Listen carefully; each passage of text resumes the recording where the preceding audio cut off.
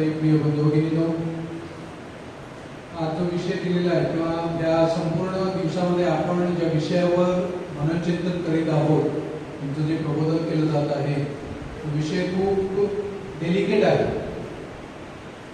पवित्र आत्म्याविषयी आपणास प्रबोधन करण्यात येत आहे. या दिवसामध्ये आपण पवित्र आत्म्याविषयी ऐकत आहोत, जे रहस्य अनेक पिढ्यांसाठी गुप्त ठेवण्यात आलं होतं. The mystery which was hidden for ages together has been revealed to us. Praise God. Praise the Lord for it. Praise the Lord. The Lord has revealed His most important mystery to all of us. परमेश्वराचं जे गहन रहस्य आहे, ते गहन रहस्य त्याने आपणास प्रगट केलेलं आहे. आता तुम्ही जर बघितलं, आपण जुन्या करारापासून जेव्हा सुरुवात करतो, जुना करार वाचतो आणि नवीन करारापर्यंत येतो, तोपर्यंत परमेश्वराचं संपूर्ण रहस्य प्रगट करण्यात आलेलं आहे. आता जुन्या करारामध्ये जे लोक होते ना, त्यांना ठाऊक नव्हतं की परमेश्वरामध्ये 3 व्यक्ती आहेत, पिता, पुत्र आणि पवित्र आत्मा. त्याने फक्त विश्वास ठेवला परमेश्वर एक व्यक्ती आहे. म्हणून जेव्हा प्रभू येशू ख्रिस्त सांगतो मी परमेश्वर आहे, तेव्हा लोकांना विश्वास ठेवणं खूप कठीण जातं. आणि पवित्र आत्म्याच्या कृपेविना मी प्रभू येशू ख्रिस्तावर विश्वास ठेवूच शकत नाही. मला पवित्र आत्म्याची गरज लागते, पवित्र आत्म्याची मदत लागते परमेश्वराच्या नावावर विश्वास ठेवण्यासाठी. म्हणून हे रहस्य टप्प्याटप्प्यामध्ये आपल्या समोर प्रगट करण्यात आलेलं आहे. प्रभू येशू ख्रिस्त नवीन करारामध्ये स्वतःला प्रगट करतो परमेश्वर म्हणून. आता ख्रिस्त येणार आहे ही जुन्या कराराची शिकवण आहे. आणि त्याप्रमाणे ते तयारी करतो ते ख्रिस्ताचा स्वीकार करतात. आणि ख्रिस्त म्हणजे काय? क्रिस्तोस हा ग्रीक शब्द आहे, म्हणजे अनॉइंटेड वन, अभिषिक्त, ज्याला परमेश्वराच्या नावाचा अभिषेक करण्यात आलेला आहे, तो मोठा संदेष्टा, असा काही शब्दाचा अर्थ होतो. क्रिस्तोस, ख्राइस्ट असा त्या शब्दाचा अर्थ होतो. पण कुठे जुन्या करारामध्ये असं सांगण्यात आले ख्रिस्त परमेश्वर, इम्प्लिसिट रेफरन्सेस आहेत बऱ्याच ठिकाणी. आता दावीद म्हणतो माझ्या प्रभूच्या उजवीकडे बसा, किंवा साम्स मध्ये बरेच असे रेफरन्सेस आहेत जिथे ख्रिस्ताला प्रभू म्हणून संबोधण्यात आले, पण सगळे इम्प्लिसिट रेफरन्सेस आहेत. कुठे जसं नवीन करार सांगितलंय ना, तसं कुठे सांगण्यात आलं नाही की ख्रिस्त स्वतः परमेश्वर आहे. पण परमेश्वराचा अभिषिक्त येस, परंतु प्रभू येशू ख्रिस्त आल्यानंतर तो सांगतो I am the son of God. आणि तो परमेश्वरासाठी जे शब्द वापरले आय एम, ते स्वतःसाठी वापरतो. आता योहानाच्या शुभवर्तमानात बऱ्याच ठिकाणी आपण पाहतो की प्रभू येशू ख्रिस्त स्वतः ते शब्द वापरतो आय एम, मी आहे. आणि योहानाच्या शुभवर्तमानात 8व्या अध्यायामध्ये स्पष्ट सांगतो, 58 वचन आहे ते, अब्राहमाचा जन्म होण्यापूर्वीपासून मी आहे. Before Abraham was I am. म्हणजे स्पष्ट स्वतः सांगतो की मी परमेश्वर आहे, मी परमेश्वराचा पुत्र आहे. आणि संत योहान तर आपण संगती त्याच्या पलीकडे घेऊन जातो. In the beginning was the word and the word was with God and the word was God. प्रारंभी शब्द होता, शब्द देवाचा होता आणि शब्द देव होता. संत पौल देखील हेच सांगतो. इतर शुभवर्तमानामधून देखील हेच प्रगट करण्यात आले आहे की प्रभू येशू ख्रिस्त स्वतः परमेश्वर आहे. आणि प्रभू येशू ख्रिस्ताची जशी वेळ येते आहे जगातून परत आपल्या पित्याकडे जाण्याची, तेव्हा तो पवित्र आत्म्याला प्रकट करतो. आजचा आपला विषय तो आहे. आणि आपल्या आठवड्यामध्ये तुम्ही जे ऐकत आहात, मनोचिंतन करीत आहात ना, की पवित्र आत्म्याविषयी. पवित्र आत्मा कोण आहे? मी पवित्र आत्म्याला ओळखतो. पवित्र आत्म्याच्या पावित्र्याचा, प्रेमाचा, आशीर्वादाचा मी अनुभव घेतलेला आहे. ही गोष्ट आपल्या सर्वांसाठी महत्त्वाची आहे. आपण त्या अनुभवामध्ये शिरलं पाहिजे. पवित्र आत्म्याचा अनुभव आपण घेतला पाहिजे. नाहीतर कळणार नाही पवित्र आत्मा कोण आहे. नाहीतर आपण प्रार्थना करतो, प्रेज अँड वर्शिप, स्तुती आराधना करतो, येतो, बसतो, पवित्र आत्म्याच्या नावाने जपतो आणि पवित्र आत्म्याने मी ओळखत नाही. असं नाही झालं पाहिजे. आता मी तुम्हाला एक गोष्ट सांगतो की परमेश्वराने त्याचं प्रगटीकरण केलेलं आहे. मी तुम्हाला सांगितलं की जे रहस्य युगानुयुगासाठी गुप्त ठेवण्यात आलं होतं, ते रहस्य आपणास प्रगट करण्यात. We are the people of the Holy Spirit. आपण पवित्र आत्म्याची लोक आहोत. त्याचा अर्थ असा नाही की अगोदरचे लोक पवित्र आत्म्याचे लोक नव्हते. सगळे लोक परमेश्वराचे लोक आहेत. पण we should be grateful to God की आपण या उद्यामध्ये जन्माला आलो आणि आपणास परमेश्वराचं पूर्ण प्रगटीकरण लाभलेलं आहे. पूर्ण. आज लहान मुलाला तरी सांगितलं ना कॅटेकिझमच्या क्लासमध्ये, शाळेत जाणाऱ्या मुलाला, की परमेश्वर कोण आहे, तर ते चटकन उत्तर देतात, पिता, पुत्र आणि पवित्र आत्मा. परमेश्वर आहे. आपल्या सर्वांना ठाऊक आहे की परमेश्वर पिता, पुत्र आणि पवित्र आत्मा, 3 distinct persons but one God. आता हे मोठं रहस्य आहे. आपण आता पवित्र त्रैक्याचा 16 साजरा करू त्यावेळेला तुम्हाला ते बरंच त्याच्यावर तुम्हाला ऐकायला मिळेल, वाचायला मिळेल. मी त्यामध्ये शिरत नाही, पण माझा विषय आहे पवित्र आत्मा हा हेल्पर, आपला मदतनीस आहे. ह्याकडे मला वळायचं आहे. पण त्यासाठी अगोदरी पार्श्वभूमी जाणून घेणं फार महत्वाचं आहे की परमेश्वराचं जे पूर्ण प्रगटीकरण मला झालेलं आहे एक ख्रिस्ती व्यक्ती म्हणून, ते मी पूर्णपणे ओळखतो का? आता परमेश्वर कोण आहे पूर्णपणे कुणीही ओळखू शकणार नाही. परंतु थोड्याफार प्रमाणात जे बायबलमध्ये लिहिलेलं आहे, जे ख्रिस्त सभा शिकवते आणि माझा स्वतःचा अनुभव परमेश्वरासंबंधी, त्यामधून मी काय जाणतो परमेश्वराविषयी, हे माझ्यासाठी फार महत्वाचं आहे. आणि मी परमेश्वराला ओळखण्याचा प्रयत्न केला पाहिजे. आता बायबलमध्ये सगळं लिहिलेलं आहे. हे प्रगटीकरण कशासाठी आहे, तर मी त्याला ओळखावे. प्रभू येशू ख्रिस्त स्वतः सांगतो, मी त्याला ओळखावे, तुम्ही मला ओळखावे आणि त्याच्यावर विश्वास ठेवावा.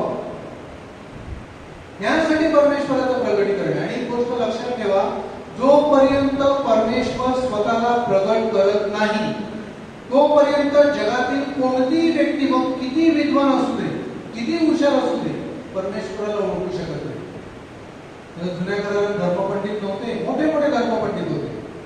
शास्त्रज्ञ नव्हते, फिलॉसॉफर्स नव्हते, मोठे मोठे. प्लेटो, एरिस्टॉटल याविषयी आपण ऐकलेल्या आहेत सगळ्या गोष्टी. अल्बर्ट आइन्स्टाईन जगातील सगळ्यात विद्वान माणूस ज्याच्याविषयी सांगण्यात आलेला आहे. परंतु त्यांच्या बुद्धीने ते परमेश्वराला ओळखू शकले नाही. कोणतीही व्यक्ती ओळखू शकत नाही. मी किती गाढा अभ्यासात असलो, किती मोठा अभ्यास केला परमेश्वराच्या वचनावर, बायबलवर, तर मी माझ्या बुद्धीने परमेश्वराला ओळखू शकत नाही. जोपर्यंत परमेश्वर स्वतःला प्रगट करत नाही तोपर्यंत. आणि परमेश्वर स्वतःला प्रगट करतो. आता प्रभू येशू ख्रिस्त स्वतः सांगतो, तुम्ही माझ्या आज्ञा पाळल्या तर मी स्वतः तुम्हाला प्रगट होईल. प्रगट होईल म्हणजे मी माझी स्वतःची ओळख देईन. मी कोण आहे मी तुम्हाला अधिक प्रमाणामध्ये उघड करेन. आणि आपली जी परमेश्वराबरोबर रिलेशनशिप आहे ना, ते आपण दररोज जगलं पाहिजे. असं नाही की मी चर्चमध्ये येतो, मी परमेश्वराची भक्ती करतो, इथे माझं नातं प्रस्थापित होतं आणि मी जाताना ते नातं बाजूला ठेवतो आणि माझ्या घरी जातो. असं नाही होत. मी परमेश्वर जगतो. माझ्या जीवनामध्ये मी झोपेमध्ये असताना देखील परमेश्वर जगतो. मी कामामध्ये असताना देखील परमेश्वर जगतो. माझं हे नातं अतूट आहे परमेश्वराबरोबर, कधीही न तुटणार आहे, युगानुयुगासाठी न तुटणार आहे. माझ्या मृत्यूमध्ये देखील हे माझं परमेश्वराबरोबरचं नातं तुटणार नाही. हे मला समजलं पाहिजे. माझं परमेश्वराबरोबरचं नातं कसं आहे, मी परमेश्वरावर किती मोठ्या प्रमाणामध्ये विश्वास ठेवतो, हे महत्वाचं आहे. हे माझं ख्रिस्ती जीवन आहे. बाप्तिस्मामध्ये ज्या देणग्या मला दिल्या आहेत ना, त्या फक्त नावापुरत्या नाही, त्या देणग्या मला जगायचं आहे. त्या देणग्याप्रमाणे मला जे वचन दिलंय परमेश्वराला ते जगायचं आहे. माझा परमेश्वर कोण? आता आपण सर्वांना ठाऊक आहे की मी एकच परमेश्वर, पिता, पुत्र आणि पवित्र आत्मा यांच्यावर विश्वास ठेवतो. एकच परमेश्वर आहे, तो पिता, पुत्र आणि पवित्र आत्मा आहे. यावर माझा विश्वास आहे. श्रद्धा प्रकटनामध्ये आपण ते प्रगट करतो. परंतु हा परमेश्वर कोण? परमेश्वर पिता कोण आहे मी ओळखला आहे. प्रभू येशू ख्रिस्त कोण आहे मी ओळखला आहे. मी तुम्हाला सांगत आहे वारंवार की हे प्रगटीकरण आहे. परमेश्वराने स्वतःला प्रगट केलाय की आपण विश्वास ठेवावा. माझ्या बुद्धीने नाही मी ते ओळखत, परमेश्वराने मला प्रगट केलंय म्हणून मी ओळखतो. आणि मी ओळखलं पाहिजे.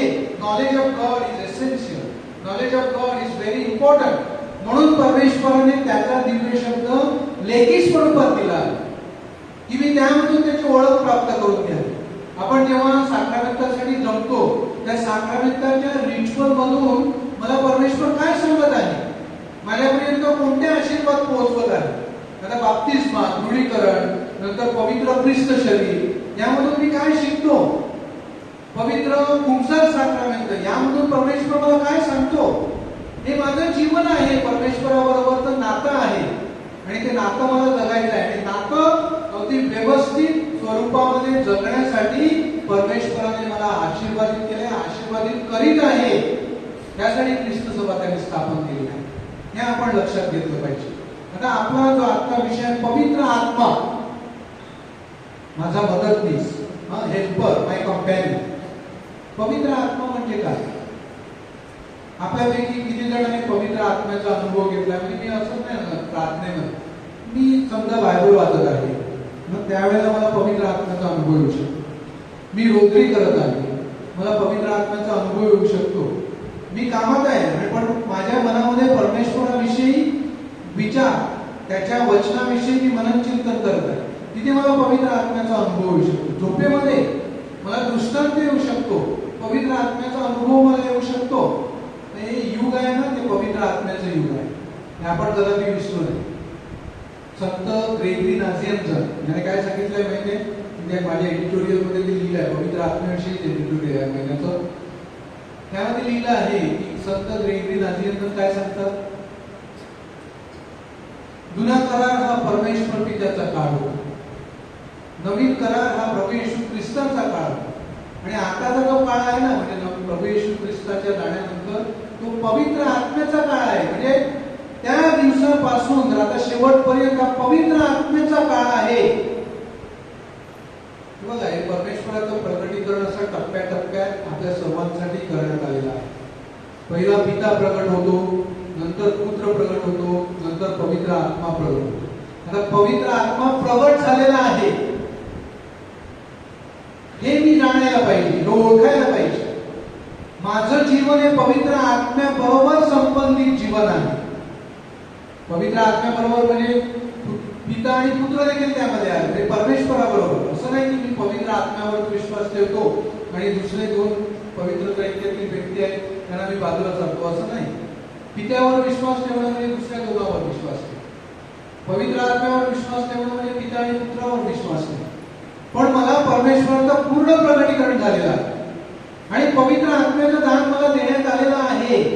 आता तुम्ही जर बघितलं ना, जुन्या करारामध्ये सगळ्यांना पवित्र आत्मा देण्यात आला नव्हता, आणि पवित्र आत्मा परमेश्वर आहे, डिफरंट व्यक्ती, म्हणजे वेगळं व्यक्तिमत्व आहे असं कुठे सांगितलेलं नाही जुन्या करारात. परमेश्वराचा आत्मा, यस, परमेश्वराचा आत्मा असं सांगितलेलं आहे. नवीन करार काय सांगतो? पवित्र आत्मा पिता आणि पुत्रापासून निघतो. तिघांचं ऐक्य, त्रैक्य परमेश्वर, पवित्र त्रैक्य, हे प्रकटीकरण मला करण्यात आलं.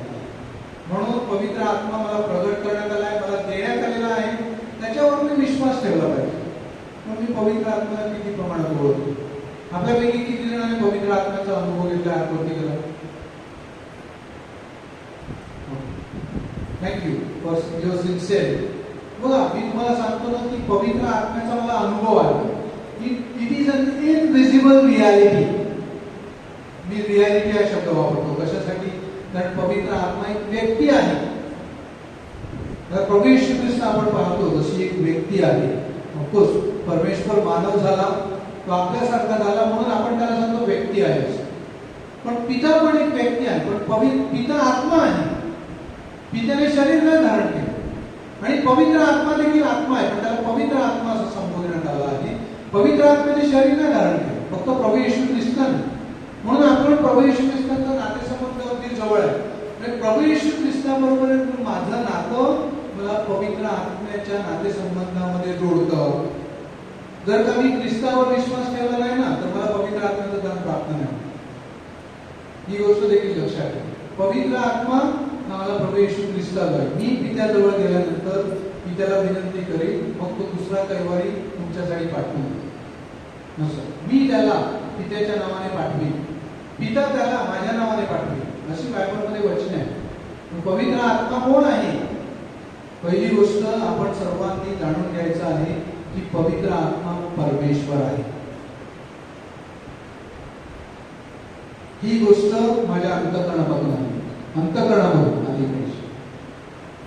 अगदी मनापासून मी पवित्र आत्म्याचा शोध घेण्याचा प्रयत्न केला पाहिजे. आपल्याला ते होत नाही.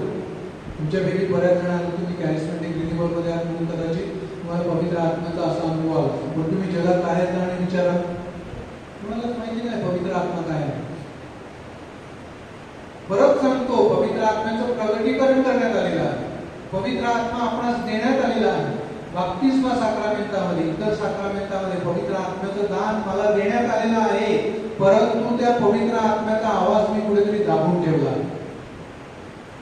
The Holy Spirit should be released in me. जो पवित्र आत्मा मला देण्यात आलेला आहे, जो माझ्यामध्ये आहे, त्याला मी कुठेतरी दाबून ठेवलेला आहे. कशामुळे? माझ्या पापामुळे. म्हणून मला तो अनुभव येत नाही. जगामध्ये 90% लोक असे असतील ज्यांना पवित्र आत्म्याचा अनुभव येत नाही, ज्यांना पवित्र आत्म्याचा स्पर्श होत नाही. खोलवर गेलं पाहिजे, वरवरून नाही. मी समजा मिसाला येतो, कुठेतरी बसलाय, उभा आहे, मिसामध्ये सहभागी होतो, मी पवित्र ख्रिस्तीचरण घेतो आणि परत घरी जातो आणि परमेश्वराला विसरून जातो. मला पवित्र आत्म्याचा अनुभव नाही. मी तुम्हाला सांगितलं, माझं जीवन हे परमेश्वराशी संबंधित आहे. परमेश्वराविना मी जगू शकत नाही, पवित्र आत्म्याविना मी जगू शकत नाही. पण ते मला कळत नाही. आता मी श्वास घेतो, आता आपण सर्वजण श्वास घेतो, कुणाचा आहे? कुणाचा श्वास आहे? पवित्र आत्म्याचा श्वास आहे, प्रभू येशू ख्रिस्ताचा श्वास आहे. मला कळत नाही. हजारो करोडो लोकांना कळत नाही. जे श्वास घेत आहेत ना, त्यांना कळत नाही तो परमेश्वराने दिलेला श्वास. कुठे संदर्भ आहे? अगदी जगाच्या सुरुवातीला परमेश्वराने मातीचा माणूस घडविला आणि तिथे स्पष्ट लिहिलं आहे बायबलमध्ये, पहिल्याच पानावर. त्याच्या नाकपुड्यामध्ये त्याने जीवनाचा श्वास फुंकला. He breathed into his nostrils the breath of life. जीवनाचा श्वास फुंकला. आणि त्या दिवसापासून आदाम जीवधारी प्राणी झाला, म्हणजे माणूस झाला. म्हणजे आज जसे आपण आहोत तसा झाला. त्याने श्वास घेतला, तो परमेश्वराचा श्वास. प्रभू येशू ख्रिस्त काय सांगतो? 2 ठिकाणी योहानाच्या शुभवर्तमानामध्ये, मार्ग, सत्य आणि जीवन मीच आहे. फक्त प्रभू येशू ख्रिस्तच. पुनरुत्थान आणि जीवन मीच आहे.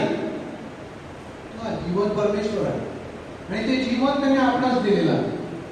जो श्वास मी आता घेत आहे ना, प्रभू येशू ख्रिस्ताचा श्वास, पवित्र आत्म्याचा श्वास आहे. आणि मला समजत नाही, हे मी जाणण्याचा प्रयत्न केला पाहिजे. पवित्र आत्म्याची ओळख मी कदाचित पुढच्या वर्षी ना याच्यावर सिरीज ठेवा, पवित्र आत्म्याची ओळख आणि कशा प्रकारे प्राप्त करून घ्यायची ना. बऱ्याच गोष्टी आहेत ख्रिस्त सभेच्या परंपरेमध्ये आणि बायबलमध्ये, ज्याद्वारे आपण पवित्र आत्म्याच्या अगदी जवळ येऊ शकतो. आता आपण पवित्र आत्म्याचं बाप्तिस्मा असे रिट्रीट ठेवतो किंवा अशा प्रकारच्या विषयावर सिरीज ठेवतो. पवित्र आत्म्याचा बाप्तिस्मा म्हणजे काय? What is baptism? पवित्र आत्म्याचा बाप्तिस्मा, तो तुमचा बाप्तिस्मा पवित्र आत्मा आणि अग्नीमध्ये करेल असं का सांगितलेलं आहे? पवित्र आत्म्याला अग्नी का म्हटलेलं आहे? पवित्र आत्म्याला कबुतराच्या रूपात तो प्रभू येशू ख्रिस्तावर उतरला असं का म्हटलेलं आहे? पवित्र आत्मा ही व्यक्ती मला दिसत नाही, फक्त ती 2 प्रतीक आहेत. पवित्र आत्मा कबुतराच्या रूपात उतरला आणि पवित्र आत्मा शिष्यावर अग्नीच्या रूपामध्ये जिभांसारखा त्यांच्यावर जाऊन बसला. पवित्र आत्म्याला अग्नी का म्हटलं आहे? पवित्र आत्म्याला कबुतराचं रूप असं का म्हटलं आहे? कबूतर कोण आहे? कबूतर हा करतं का? नाही ना. एकदम सोजवळ, नम्र अशी कबुतराची ओळख आहे. तो पवित्र आत्मा, म्हणून त्या रूपामध्ये पवित्र आत्म्याला अग्नी का म्हणलेला आहे? कारण पवित्र आत्मा हा शुद्ध करणारा आहे. अग्नी शुद्ध करते, म्हणून पवित्र आत्म्याला अग्नी म्हटलेलं आहे. या दोन्हींची मला आवश्यकता आहे. दोन्हींची आवश्यकता आहे. पवित्र आत्मा कबुतराच्या रूपात, पवित्र आत्मा अग्नी रूपात. मला शुद्ध होण्याची गरज आहे. विशेष करून जास्त म्हणजे मला अग्नी रूपात परमेश्वराचा पवित्र आत्मा मिळाला पाहिजे. मी शुद्ध होईल, अंतःकरणापासून शुद्ध होईल. आणि मग मला पवित्र आत्म्याला ओळखता येईल. पवित्र आत्म्याची ओळख कशी प्राप्त करून घ्या? मला त्याच्यामध्ये शिरायला पाहिजे. पवित्र आत्म्याची प्रार्थना, पवित्र आत्म्याविषयी दिलेलं आहे त्यावर मनन चिंतन. असं परमेश्वराने पवित्र आत्मा आपल्यासाठी दिलेला आहे, प्रगटीकरण केलेलं आहे, तो माझ्यासाठी आहे. आणि पवित्र आत्म्याचं रिन्युअल कॉन्स्टंटली झालं पाहिजे माझ्यामध्ये. आज नाही, उद्या नाही, परवा नाही, असं नाही. प्रत्येक वेळेला I live the Holy Spirit, मी पवित्र आत्मा जगतो असं माझं जीवन असलं पाहिजे. तुम्ही पहा, अनुभव घेऊन पहा पवित्र आत्म्याची ओळख. तुम्हाला सांगितलं ना, जगामध्ये असे करोडो लोक आहेत ज्यांना पवित्र आत्म्याविषयी माहिती नाही, पवित्र आत्म्याचा अनुभव. त्यामध्ये आपण देखील असू शकतो की मला पवित्र आत्म्याचा अनुभव येत नाही, मला परमेश्वर स्पर्श करतो पण मला कळत नाही, मी मिसामध्ये सहभागी होतो पण माझं लक्ष लागत नाही, मी प्रार्थनेला बसतो पण प्रार्थनेमध्ये माझं लक्ष लागत नाही. असं का होतं?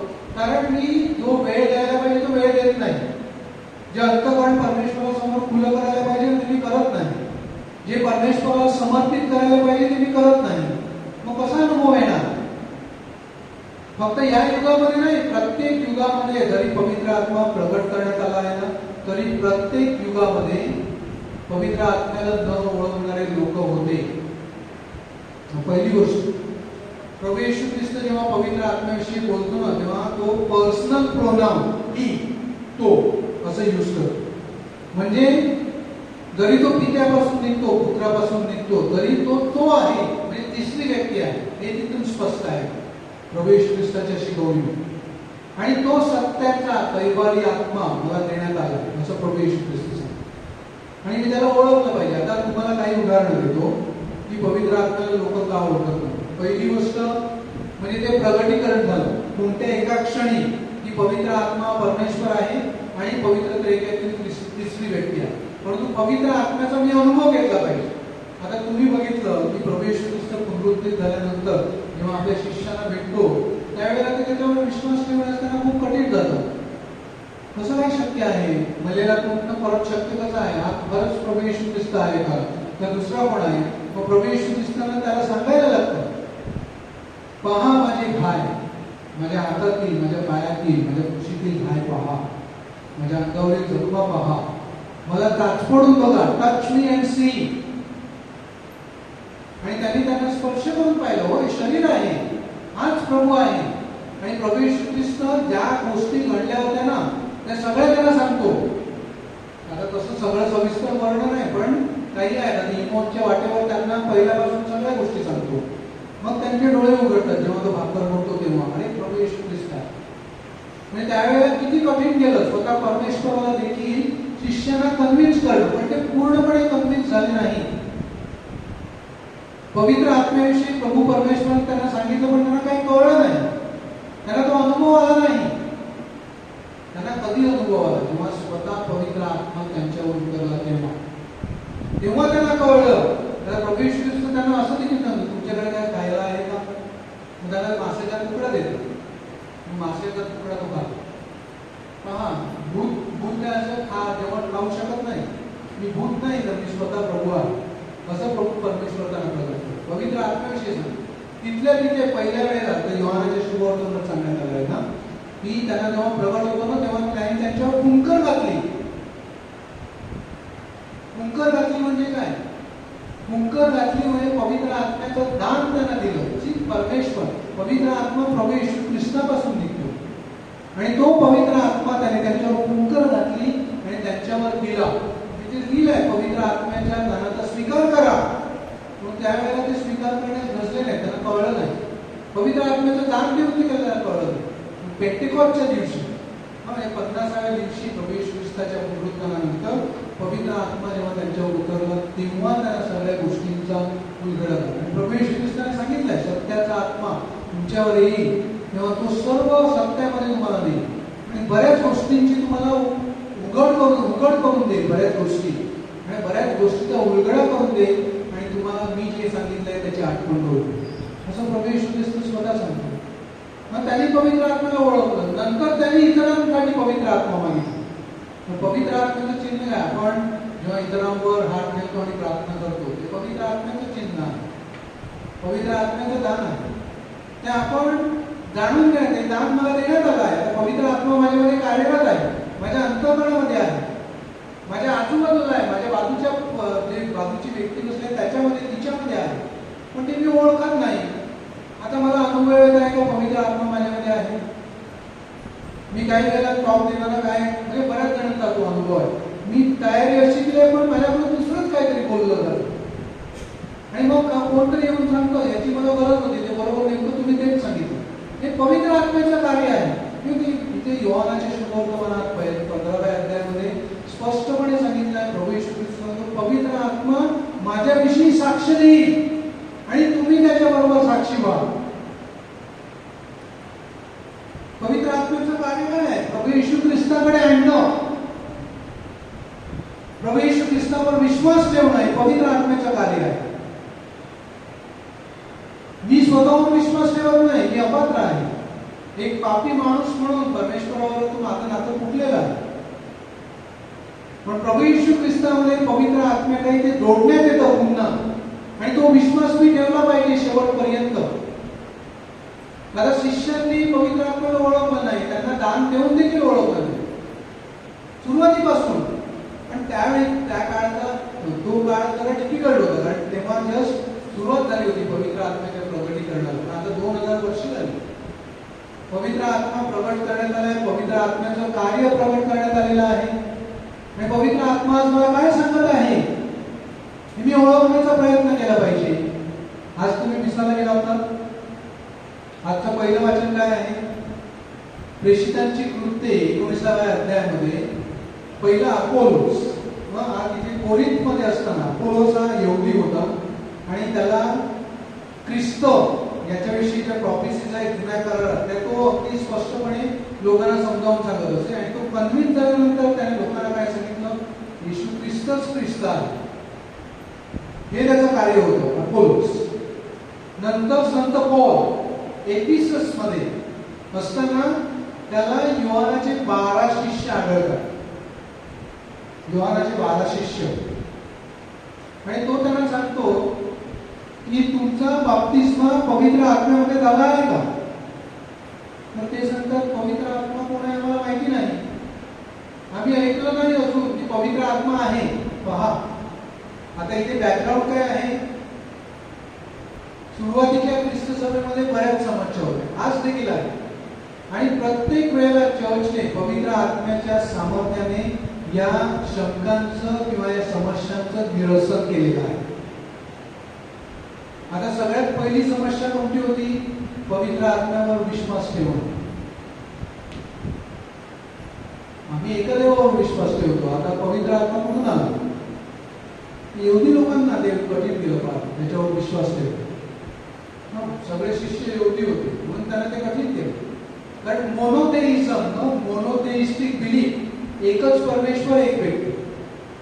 आता पवित्र आत्मा कुठून आला? मग तुम्ही विश्वास ठेवा, ते दान तुम्हाला प्राप्त होईल, मग पवित्र आत्मा तुम्हाला त्या सत्यात देईल. आणि तसं झालं. प्रेषितांची कृत्ये पुस्तक वाचत असताना ना बघा, जेव्हा पवित्र आत्मा उतरला ना तेव्हा लोकांनी वेगवेगळ्या भाषांमध्ये, जसं आपण स्पिरिट मध्ये येऊन बोलतो तसे परमेश्वराचे गौरव केले आणि विश्वास ठेवला. मी स्वतःहून विश्वास ठेवू शकत नाही, मला पवित्र आत्म्याचं दान हवं असतं. तर आता ही पहिली समस्या होती, पवित्र आत्म्याची ओळख करून देणं. म्हणून संत पौल त्यांना ते सांगतो. परंतु हे 12 शिष्य काय सांगतात? आम्ही पवित्र आत्म्याला ओळखत नाही, आम्ही त्याच्याविषयी ऐकलं नाही आणि आम्हाला माहिती देखील नाही पवित्र आत्मा आहे की नाही. मग संत पौल त्यांना सांगतो तुमचा बाप्तिस्मा कशामध्ये झाला? तर आमचा बाप्तिस्मा योहानाचा बाप्तिस्मा म्हणून आहे. इथे दुसरा प्रॉब्लेम, योहानाचा बाप्तिस्मा. आता योहानाचा बाप्तिस्मा संत योहान बाप्तिस्ताने इन्व्हेंट नाही केला. योहानाचा बाप्तिस्मा हा यहुदी धर्मातील एक रिच्युअल होतं, एक रिच्युअल जे दर 7 दिवशी पुरुष मंडळी आणि काही ठराविक वेळी स्त्रिया त्या बाथटबमध्ये जाऊन जे अंघोळ करत असतात त्याला बाप्तिस्मा म्हणतात. आता बाप्तिस्मा या शब्दाचा अर्थ काय? बाप्तिसो हा ग्रीक शब्द आहे, म्हणजे बुडवणं, पाण्यामध्ये बुडवणं. मी काय हवेत कोणाला बुडवू नाही शकत, या शब्दामध्येच पाणी आलं. बाप्तिसो म्हणजे पाण्यामध्ये बुडवणं. म्हणून बाप्तिस्मामध्ये आपण काय करतो? 3 वेळा बुडवतो, 3 वेळा माणूस वरती येतो. म्हणजे 3 वेळा आपण प्रभू येशू ख्रिस्तांच्या मरणामध्ये सहभागी होतो आणि 3 वेळा जेव्हा माणूस वरती येतो तेव्हा प्रभू येशू ख्रिस्ताच्या पुनरुत्थानामध्ये सहभागी होतो. हा बाप्तिस्मा आहे. परंतु त्याने योहानाला बाप्तिस्मा धरून ठेवलेला. आता योहानाने बाप्तिस्माची घोषणा केली, त्याच्यानंतर प्रभू येशू ख्रिस्ताची 3 वर्षाची मिनिस्ट्री झाली. नंतर शिष्य सगळ्या ठिकाणी पांगले. पॉल एफिसस मध्ये आला. म्हणजे किती वर्ष निघून गेली, त्यांनी योहानाला बाप्तिस्मा धरून ठेवला होता. ही समस्या होती. आम्ही योहानावर विश्वास ठेवतो, आम्ही दुसऱ्या कोणावर विश्वास ठेवत नाही. पण संत पॉल त्यांना सांगतो, योहानाने काय सांगितलं आहे, माझ्या मागून जो येत आहे तो माझ्यापेक्षा थोर आहे. मी तुमचा बाप्तिस्मा पाण्याने करतो, पण तो तुमचा बाप्तिस्मा पवित्र आत्मा आणि अग्नीने करेल. तेव्हा त्याचे डोळे उघडले आणि संत योहानने प्रभू येशू ख्रिस्ताविषयी सांगितलं आहे. मग ते तयार झाले प्रभू येशू ख्रिस्ताचा स्वीकार करायला. कारण योहान जो त्यांचा गुरु होता त्याने सांगितलं. पण पहा कित्येक वर्ष ते त्याचा बाप्तिस्मा धरून राहिले.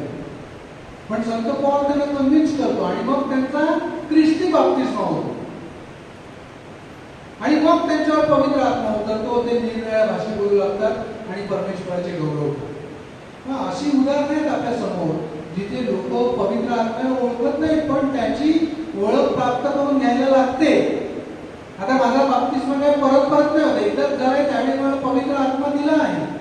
पण तो पवित्र आत्मा माझ्यामधून गेला. आता तुम्हाला माहिती आहे शौल जो इस्रायलचा पहिला राजा होता, त्याने परमेश्वराची आज्ञा मोडली म्हणून असं सांगण्यात आलेलं आहे की शमूएलच्या पुस्तकामध्ये पवित्र आत्मा त्याच्यापासून निघून गेला. म्हणजे जेव्हा मी पाप करतो तेव्हा पवित्र आत्म्याला मी माझ्यापासून अलग करतो. बघा, ह्या गोष्टीमुळे मला पवित्र आत्म्याचा पूर्ण अनुभव येत नाही. आता पवित्र साक्रामेंट प्रभू येशू ख्रिस्ताचं शरीर आणि रक्त काय आहे? काय आहे? किती मोठं दान, ज्यामध्ये मी परमेश्वराबरोबर एकरूप होतो. पण तो अनुभव मला काय येत नाही, कारण मी पवित्र आत्म्याला बाजूला केलेला. कुंसात साक्रामेंट पवित्र आत्म्याचं साक्रामेंट आहे, जिथे मला पापांची क्षमा मिळते. पण तो अनुभव मला काय येत नाही, कारण मी पवित्र आत्म्याला बाजूला केले. का असं होतं माहिती? कारण मी माझ्या दैनंदिन जीवनामध्ये इतका गुरफटलेलो आहे. काही वेळेला माझ्या पापाच्या गर्ततेमध्ये इतक्या खाल खोल दरीमध्ये गेलेलो आहे की तिथून वरती येणं आणि परत फिरणं मला कठीण जातं. आणि माझं जीवन मी असंच जगत आहे. जरी मी देवावर विश्वास ठेवतो तरी पवित्र आत्म्याच्या कृपेचा आणि स्पर्शाचा मला अनुभव येत नाही, कारण मी पापामध्ये जीवन जगत आहे. मला शुद्धीकरणाची गरज आहे. मला परमेश्वर सांगतो, मी तुझा बाप्तिस्मा पवित्र आत्मा आणि अग्नीमध्ये करीन. म्हणजे काय तर बाप्तिस्मा या शब्दाचा अर्थ बुडवणं, कंप्लीट बुडवणं. म्हणजे परमेश्वर मला त्याच्या पवित्र आत्म्यामध्ये पूर्णपणे बुडवू इच्छितो. आता जेव्हा आपण बाप्तिस्मा देतो ना, तेव्हा पाण्यामध्ये, आता लहान मुलांना देताना त्यांच्या डोक्यावर पाणी टाकतो, पण मोठ्या माणसांना देताना ना त्यांना पाण्यामध्ये पूर्ण बुडवतो. वॉटर ओव्हर हेड, डोक्यावरून पाणी गेलं पाहिजे. हा बाप्तिस्मा या शब्दाचा अर्थ आहे.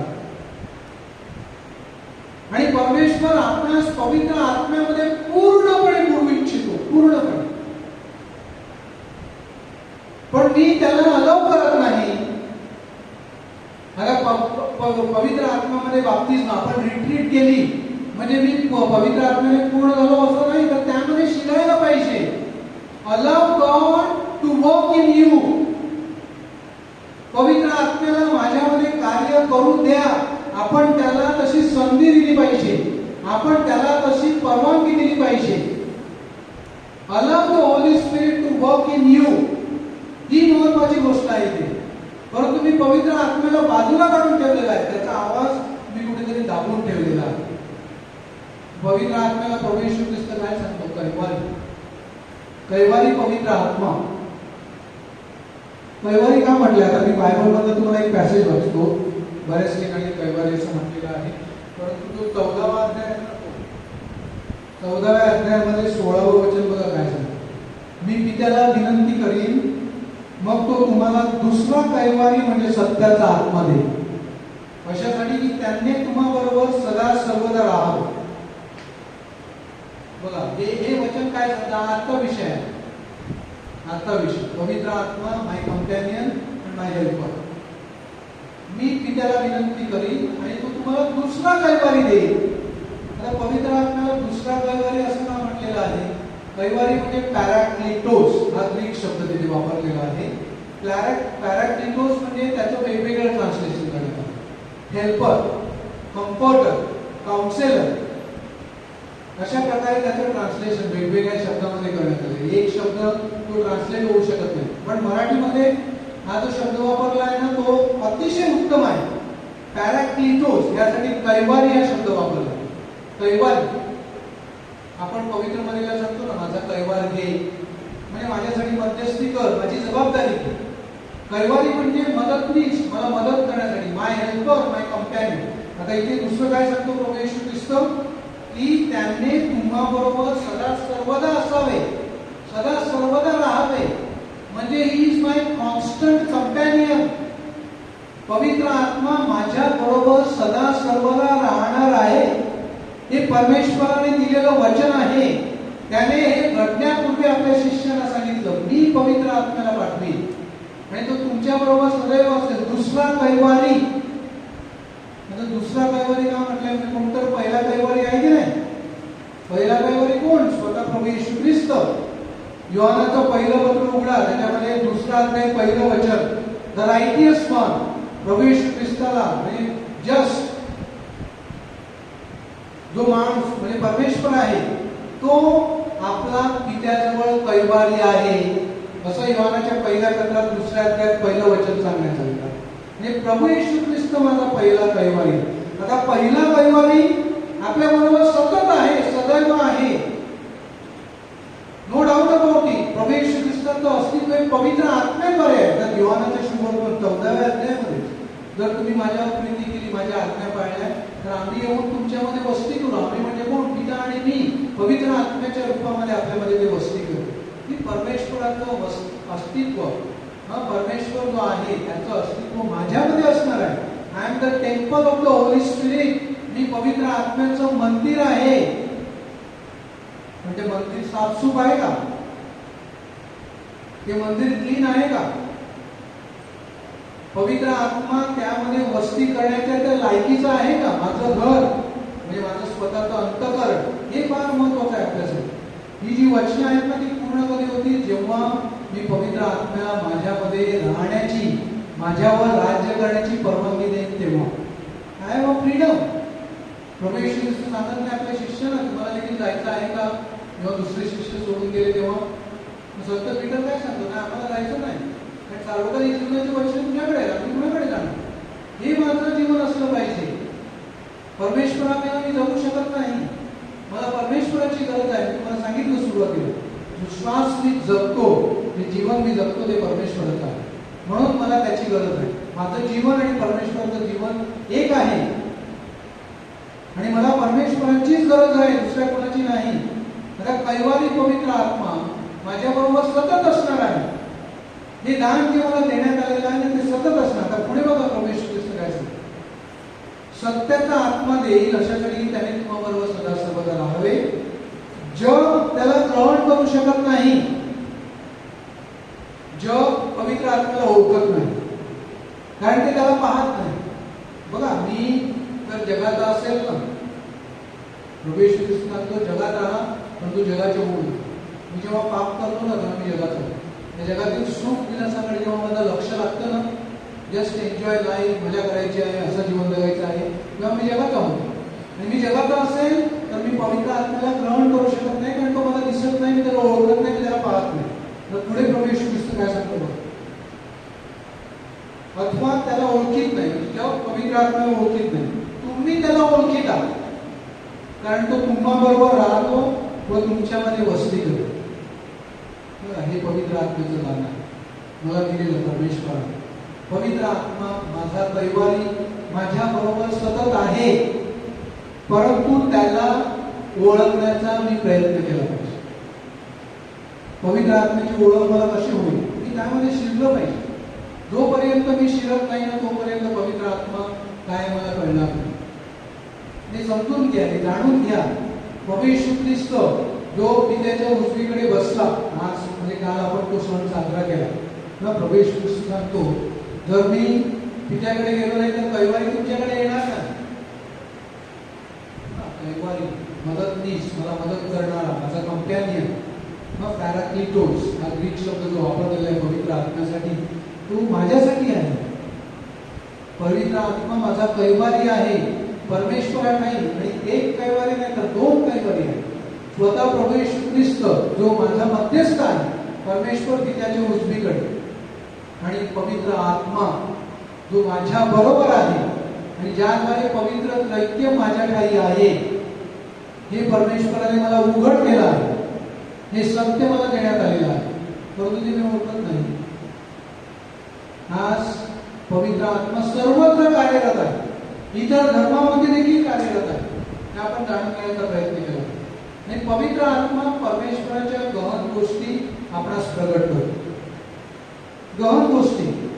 आता समजा तुमचा मोठा डाऊट असेल, फॉर एक्झाम्पल असं कुणाला वाटत असेल की अरे मला असं वाटतं पवित्र आत्मा नाही, मी प्रभू येशू ख्रिस्तावर विश्वास ठेवतो पण पवित्र आत्मा नाही.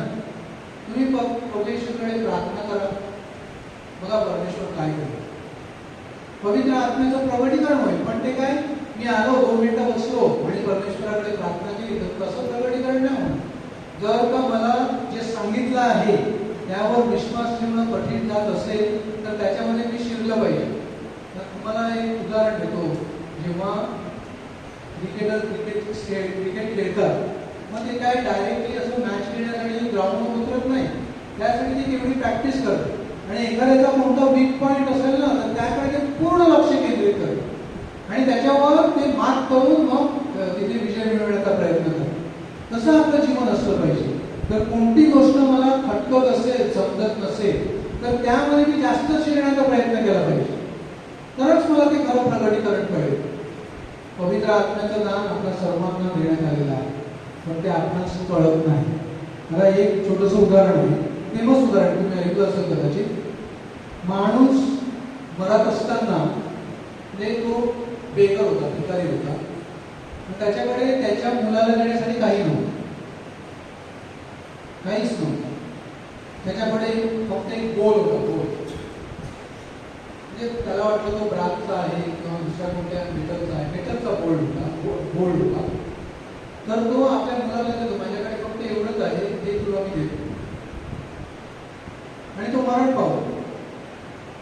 मग तो त्याचा मुलगा त्याची लिगसी पुढे चालू देतो. तो जातो आणि त्याच गोल्डमध्ये भीक मागतो रस्त्यावर उभा. असे बरेच दिवस जातो. एक दिवस तिथून एक गोल्डस्मिथ जात होता, सोनार जातो.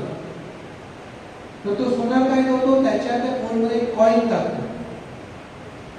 कॉईन टाकल्यानंतर टक टक टक असा आवाज येतो ना. तर त्याला जो आवाज आला ना त्या गोल्डस्मिथला, सोनाराला, त्या आवाजावरून त्याने ओळखलं की ही मेटल आहे ना ते वेगळ्या प्रकारचं आहे काही. तर तो थांबतो, त्याच्याकडे येतो आणि त्याला सांगतो जरा तुझा गोल्ड दाखव. तर तो त्याला देतो. तर तो बघतो तर तो गोल्ड होतो सोन्याचा आणि एकदम चांगल्या क्वालिटी सोन्याचा होता, असा मोठा गोल्ड होता. तर तो त्याला सांगतो तू भीक कशाला मागतो, तू ऑलरेडी रिच आहे. आणि त्यावेळेला त्याने सांगितलं आहे की तो गोल्ड $30,000 त्यावेळेला, म्हणजे कितीतरी लाखामध्ये 20-25 लाखाच्या वर ती किंमत गेली. तू रिच आहे म्हणून भीक कशाला मागतो. पण त्याच्याकडे किंवा त्याच्या बापाकडे एवढे दिवस ते ट्रेजर होतं, मग ती संपत्ती होती, पण त्यांना माहिती नव्हतं.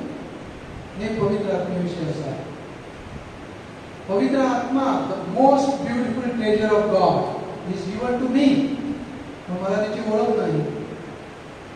कशा प्रकारे मी पवित्र आत्म्याला ओळखू शकतो. आता वाईंड अप करताना काही गोष्टी लक्षात ठेवा. मी तुम्हाला सांगितलं आणि परमेश्वर स्वतः सांगतो ना, पवित्र आत्मा तुमचा दुसरा कैवारी आहे. तो तुमच्या बरोबर सतत असेल, सदैव सर्व काळासाठी राहील आपल्याबरोबर, आपल्या जीवनाबरोबर.